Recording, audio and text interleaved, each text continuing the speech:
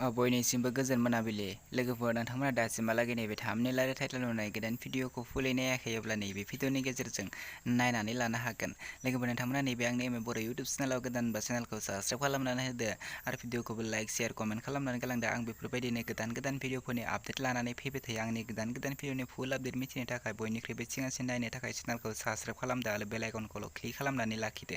आसा खालामो नोंथांमोना नैबे भिडिअखौ जागायनायनिफ्राय जोबजासिम नायलांगोन, होनब्लासो मिथिगोन दि नैबे गोदान भिडिअखौ बबे चेनेलाव होदों। बे गोदान भिडिअनि टाइटेलानो जादों सिमांनि आलासि। बेयो मोनसे बड' शर्ट फिल्म। बिथांमोना नैबे भिडिअखौ दानि बावैसो आपल'ड खालामनानै होलांबाय।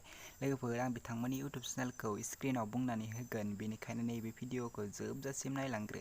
नैबे भिडिअ आर्टिस्ट महरै दङ आबुल नार्जारि, रैसु बर', लिपिका बसुमतारी, बाबलु नार्जारि, कनिला बसुमतारी। बिथांमोननि नैबे गोदान बड' शर्ट फिल्मआ जोबोरैनो मोजां जादों। बे भिडिअनि प्रडिउसारानो जादों कनिला बसुमतारी। लोगोफोर दासिमहालागै फुलै नायाखै अब्ला बिथांमोननि इउटुब चेनेलाव थांनानै नायनानै लादो। आं बिथांमोननि इउटुब चेनेलखौ नैबे भिडिअनि डेसक्रिपसनाव होनानै दोनदों। नोंथांमोना डेसक्रिपसनाव थांनानै बिथांमोननि नैबे गोदान बड' शर्ट फिल्मखौ नायनानै लाहैदो।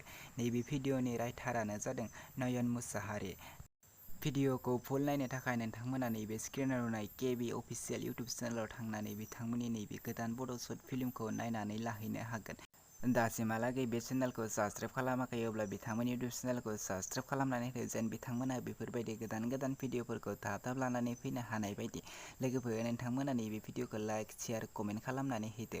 बिदिब्ला दिनैनि बे गोदान भिडिअनि गुसुं आपडेटआ बेखिनियानोसैमोन। नोंथांमोना दासिमहालागै आंनि चेनेलखौ साबस्क्राइब खालामाखै अब्ला चेनेलखौ साबस्क्राइब खालामनानै होदो, भिडिअखौबो लाइक शेयार कमेन्ट खालामनानै होदो, गोजोननाय मोनगोन। नेक्स्ट भिडिअनि आपडेटखौ नोंथांमोननि गेजेराव थाबैनो लानानै फैफिनगोन। नैबे भिडिअखौ नोंथांनि लोगोफोरनो शेयार खालामदो।